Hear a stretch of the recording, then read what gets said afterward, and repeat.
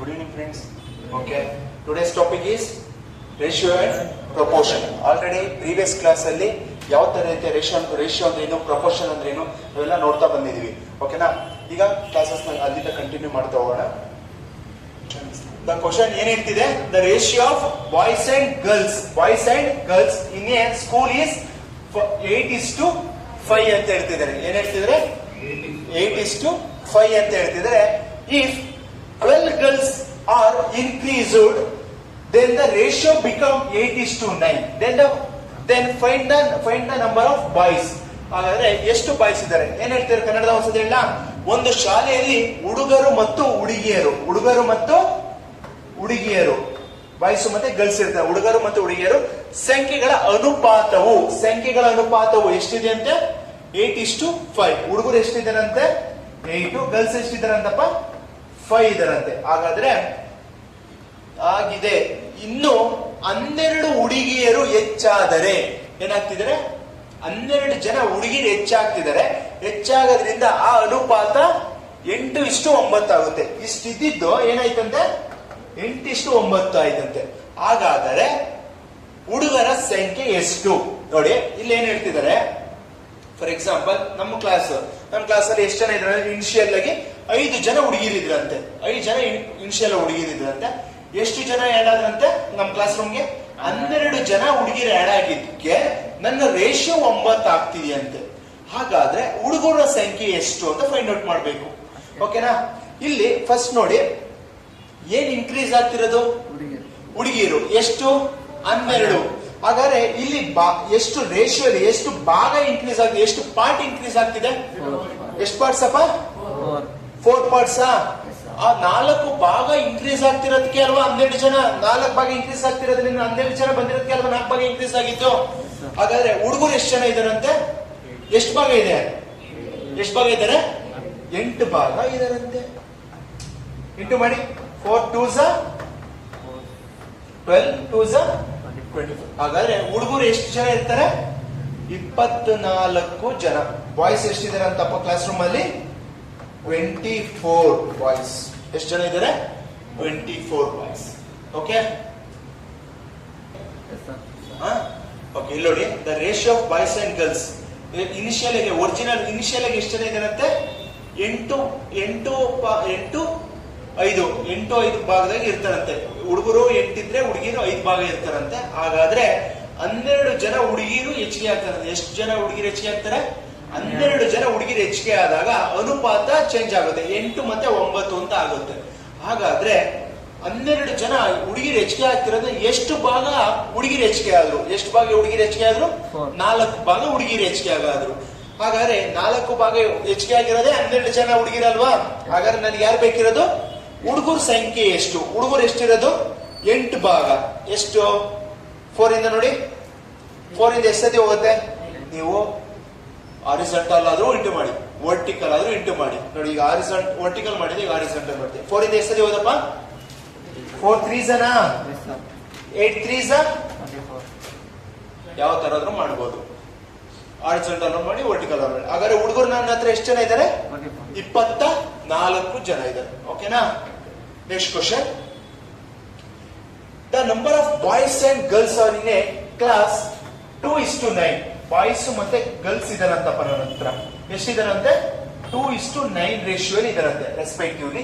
If 14 more boys ಏನ್ ಮಾಡ್ತಿದ್ರೆ 14 ಜನ ಹುಡುಗರು ಸೇರ್ಕಂತಾರಂತೆ.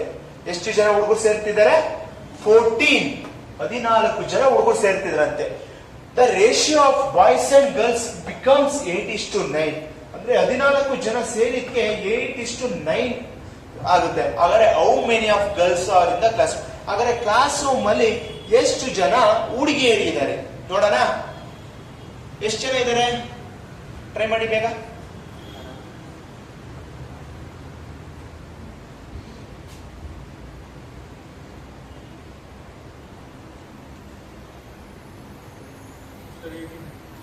ಇದ್ದಾರಾ?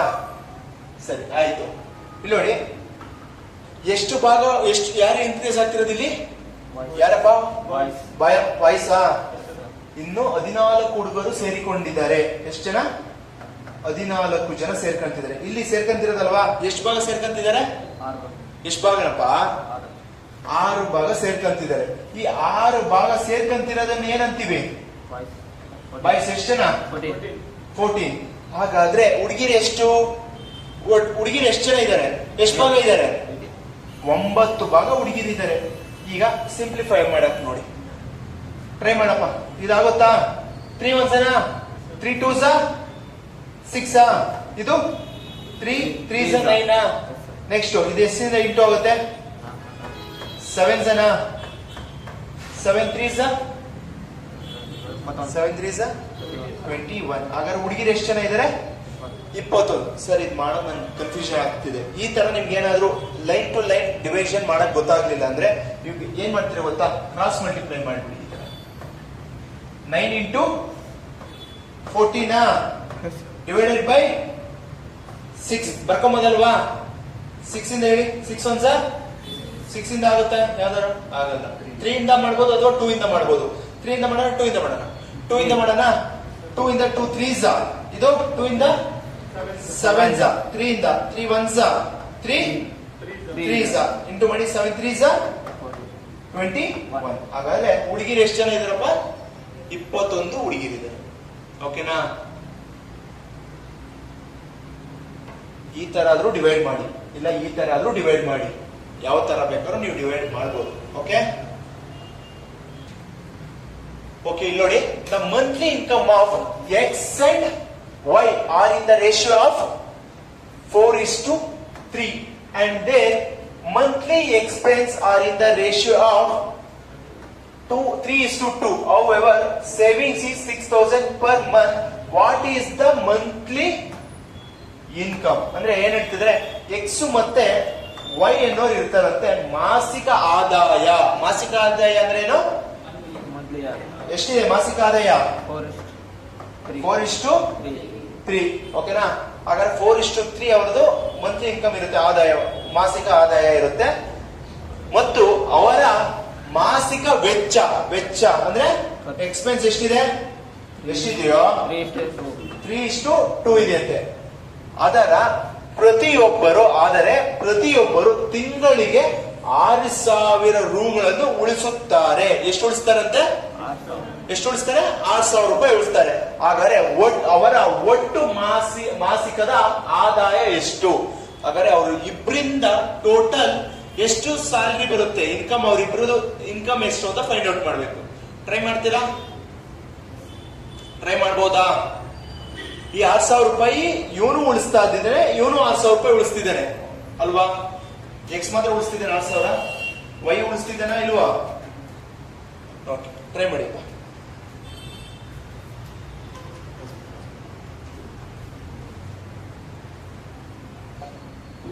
ಓಕೆ, ಇಲ್ಲಿ ನೋಡಿ, ಇಲ್ಲಿ 6,000 ಕೊಟ್ಟಿದ್ದಾರಲ್ವಪ್ಪ? ಏನ್ ಕೊಟ್ಟಿರೋದು? 6,000. 6,000 ಏನಪ್ಪ? ಅವನ ಉಳಿತಾಯ, ಸೇವಿಂಗ್ಸ್ ಎಷ್ಟು ಕೊಟ್ಟಿದ್ದಾರೆ? 6,000.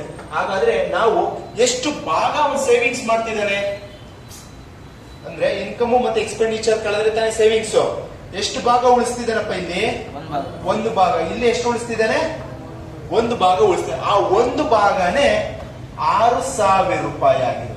ಹಾಗಾದ್ರೆ ಅವರಿಬ್ರದು ಮಾಸಿಕ ಆದಾಯ, ಎಕ್ಸ್ ಎಷ್ಟಿದೆ? 4 ಮಾಸಿಕ ಆದಾಯ, ವೈದು 3 ಆದಾಯ. ಹಾಗಾದ್ರೆ ಇಬ್ರದು ಮಾಸಿಕ ಒಟ್ಟಿಗೆ ಅಲ್ವಾ ಕೇಳ್ತಿರೋದು? 4 + 3 7. ಓಕೆನಾ? ಎಷ್ಟಿಂದ ಇಂಟು ಆಗುತ್ತಪ್ಪ ಇಲ್ಲಿ? ಇಂಟು 6,000 ಇರುತ್ತೆ. ಇಲ್ಲೂ ಅದೇ ತರ 6,000. 7 6 ಎಷ್ಟು? 7 6 42. ಎಷ್ಟು ಇದೆ? 1 2 3 42,000 ರೂಪಾಯಿ. ಎಷ್ಟಪ್ಪ? 42,000 ರೂಪಾಯಿ. ಎಷ್ಟು ಕ್ವಶನ್ ತೊಳಿ? The ratio of the 2 numbers is 5:9. 2 ಸಂಖ್ಯೆಯ ಅನುಪಾತ 5:9. 2 ಸಂಖ್ಯೆಗಳಿಗೆ 6 ಸೇರಿಸಿದರೆ ಏನಂತ ಹೇಳ್ತಿದ್ರೆ, 6 ಸೇರಿಸಿದರೆ ಅವುಗಳ ಅನುಪಾತ 2:3 ಆಗುತ್ತದೆ. ಏನ್ ಹೇಳ್ತಿದ್ದಾರೆ? Original value ಎಷ್ಟಮ್ಮ? 5:9 ಆಗಿರುತ್ತೆ. ಅದಕ್ಕೆ ಎಷ್ಟು ಸೇರಿಸ್ತಾರಂತೆ? 6 ಸೇರಿಸಿದ್ರೆ ಏನಾಗುತ್ತಂತೆ? 2ಕ್ಕೂ 2:3 ಆಗುತ್ತಂತೆ. ಹಾಗಾದ್ರೆ ಒರಿಜಿನಲ್ ವ್ಯಾಲ್ಯೂ 5 ಅಂದ್ರೆ ಎಷ್ಟು, 9 ಅಂದ್ರೆ ಎಷ್ಟು? ಎಷ್ಟು ಹೇಳಿ? ಇದು ಒರಿಜಿನಲ್ ವ್ಯಾಲ್ಯೂ, ಇದು ಇನ್ಕ್ರೀಸ್ಡ್ ಬೈ 6.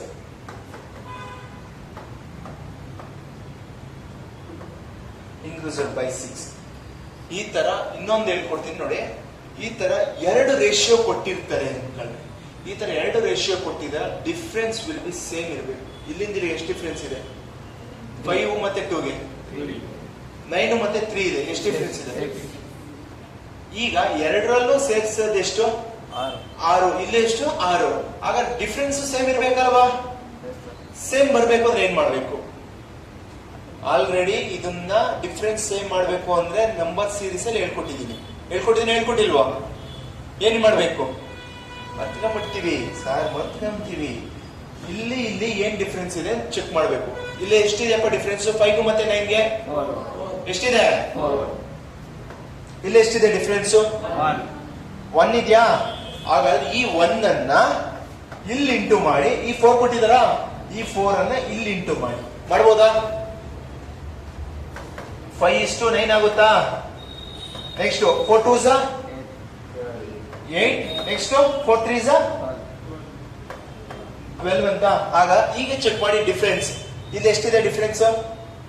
5 ಮತ್ತೆ 9ಗೆ ಎಷ್ಟಪ್ಪ ಡಿಫ್ರೆನ್ಸ್? 4 ಅಂದ್ರು.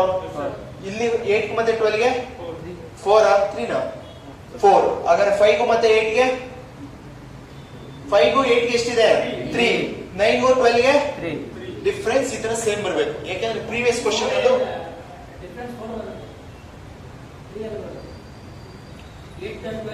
ಈಗ ಇಲ್ಲಿ ನೋಡಿ, ಇಲ್ಲಿ ಡಿಫ್ರೆನ್ಸ್ ಚೆಕ್ ಮಾಡಿ. 4 ಮತ್ತೆ 3ಗೆ ಎಷ್ಟಿದೆ ಡಿಫ್ರೆನ್ಸ್? 2 3ಗೆ ಎಷ್ಟಿದೆ? 1 4 3ಗೆ ಎಷ್ಟಿದೆ? 3 2ಗೆ ಎಷ್ಟಿದೆ? ಅಂದ್ರೆ ಡಿಫ್ರೆನ್ಸ್ ಏನಾದ್ರು ವೇರಿಯೇಷನ್ ಆಗ್ತಿದ್ಯಾ? ಸೇಮ್ ಬರ್ತಿದೆ. ನೆಕ್ಸ್ಟ್ ಇಲ್ಲೂ ಅಷ್ಟೇ. ಇಲ್ಲಿ ಎಷ್ಟಿದೆ? ಸಾರಿ, ಇಲ್ಲಿ ಇನ್ಕ್ರೀಸ್ 1 ಮಾತ್ರ ಸೇಮ್ ಇದೆ. ಅದರಿಂದ ಇದು ನೋಡಂಗಿದೆ. ಯಾಕೆ? 2 ಚೇಂಜ್ ಆಗ್ತಿದೆ ಅಲ್ವಾ? 2 ಸಂಖ್ಯೆ ಚೇಂಜ್ ಆದಾಗ ಡಿಫ್ರೆನ್ಸ್ ಏನಾಗಿರ್ಬೇಕು? ಸೇಮ್ ಇರಬೇಕು. ಸೇಮ್ ಬರೆಸಬೇಕು ಅಂದ್ರೆ ಇಲ್ಲಿ ಎಷ್ಟು ವ್ಯತ್ಯಾಸ ಇರುತ್ತೆ ಅದನ್ನ ಕೆಳಗಡೆ ಇಂಟು ಮಾಡ್ತೀವಿ, ಇಲ್ಲಿ ಎಷ್ಟು ವ್ಯತ್ಯಾಸ ಇದೆ ಅದನ್ನ ಇಲ್ಲಿ ಇಂಟು ಮಾಡ್ತೀವಿ. ಆಗ ವ್ಯತ್ಯಾಸ ಸೇಮ್ ಬರಬೇಕು. ಇಲ್ಲಿನ ವ್ಯತ್ಯಾಸ ಎಷ್ಟಿದೆ? ಎಷ್ಟಿದೆ? ಇಲ್ಲಿನ ವ್ಯತ್ಯಾಸ ಎಷ್ಟಿದೆ? ಇಲ್ಲಿನ ವ್ಯತ್ಯಾಸ ಎಷ್ಟಿದೆ? ಎಷ್ಟಿದೆ? ಇಲ್ಲಿನ ವ್ಯತ್ಯಾಸ ಎಷ್ಟಿದೆ? ಸೇಮ್ ಇದೆಯಾ? ವರ್ಟಿಕಲ್ ಡಿಫರೆನ್ಸ್ ಎಷ್ಟಿದೆ? 3 ಇದೆ, ಸೇಮ್. ಹಾರಿಜಾಂಟಲ್ ಎಷ್ಟಿದೆ? ಸೇಮ್ ಬರ್ತಿದ್ಯಾ? ಹಾಗಾದ್ರೆ ಯು ವಾಂಟ್ ಟು ಕಂಪೇರ್. ಈಗ 6 ಏನ್ ಮಾಡ್ತಿದ್ರೆ 6 ನ ಆಡ್ ಮಾಡ್ತಿರೋದ್ರಿಂದ 8 ಮತ್ತೆ 12 ಅಂತೂ ಆಯ್ತು ಅಂತ ಹೇಳ್ತಿದ್ದಾರೆ. ಹಾಗಾದ್ರೆ 6 ಬರ್ಬೇಕು ಅಂದ್ರೆ ಎಷ್ಟು ಭಾಗ ಆಡ್ ಮಾಡ್ಬೇಕು ಅವರು? ಎಷ್ಟು ಭಾಗಪ್ಪ? 3 ಭಾಗ ಆಡ್ ಮಾಡೋದ್ರಿಂದ 6 ಬರುತ್ತೆ. 3 ಆಡ್ ಮಾಡೋದ್ರಿಂದ 6 ಬರುತ್ತೆ ಅಂತ ಹೇಳ್ತಿದ್ದಾರೆ. ಹಾಗಾದರೆ ನಮಗೆ ಏನ್ ಬೇಕಿರೋದು? What is the original value? ಯಾವುದು? 5 ಮತ್ತೆ 9. ಎಷ್ಟಿಂದ ಇಂಟು ಆಗುತ್ತಿದ್ದು? 3 2s 6, 5 2s 10, 9 2s 18. 9 2s 18. ಹಾಗಾದ್ರೆ ವಾಟ್ ಇಸ್ ದ ಒರಿಜಿನಲ್ ಅಂದ್ರೆ 10, 18.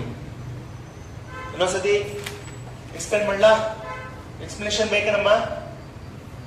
ಓಕೆ, ಇಲ್ಲಿ ನೋಡಿ ಏನ್ ಹೇಳ್ತಾರೆ? 2 ಸಂಖ್ಯೆ ಅನುಪಾತ ಕೊಟ್ಟಿದ್ರೆ 5 ಮತ್ತೆ 9 ಅಂತ ಕೊಟ್ಟಿದ್ದಾರೆ. 5 ಒಂದ್ರದ್ದು ಮತ್ತೆ ಇನ್ನೊಂದ್ರು 9. ಆ ಸಂಖ್ಯೆಗೆ 6 ಸೇರಿಸ್ತಾರಂತೆ. ಏನ್ ಮಾಡ್ತಾರೆ? 6 ಸೇರಿಸಿದಾಗ ಅನುಪಾತ 2 ಮತ್ತೆ 3 ಆಗುತ್ತೆ ಅಂತ ಹೇಳ್ತಾರೆ. ಎಷ್ಟಾಗುತ್ತೆ? 2 ಮತ್ತೆ 3 ಆಗುತ್ತೆ ಅಂತ ಹೇಳ್ತಿದ್ದಾರೆ.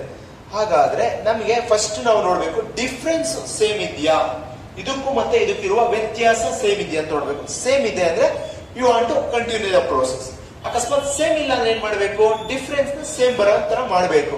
ಇಲ್ಲಿ ಎಷ್ಟಿದೆ ಡಿಫ್ರೆನ್ಸ್? 4 ಇದೆ, ಇಲ್ಲಿ 1 ಇದೆ. ಇಲ್ಲಿ ಏನ್ ಡಿಫ್ರೆನ್ಸ್ ಬಂದಿ ಅದನ್ನ ಇಲ್ಲಿ ಇಂಟು ಮಾಡ್ತೀರಾ, ಇಲ್ಲಿ ಏನ್ ಡಿಫ್ರೆನ್ಸ್ ಬಂದಿ ಅದನ್ನ ಇಲ್ಲಿ ಇಂಟು ಮಾಡ್ತೀವಿ. ಮಾಡ್ಬೋದಲ್ವಾ?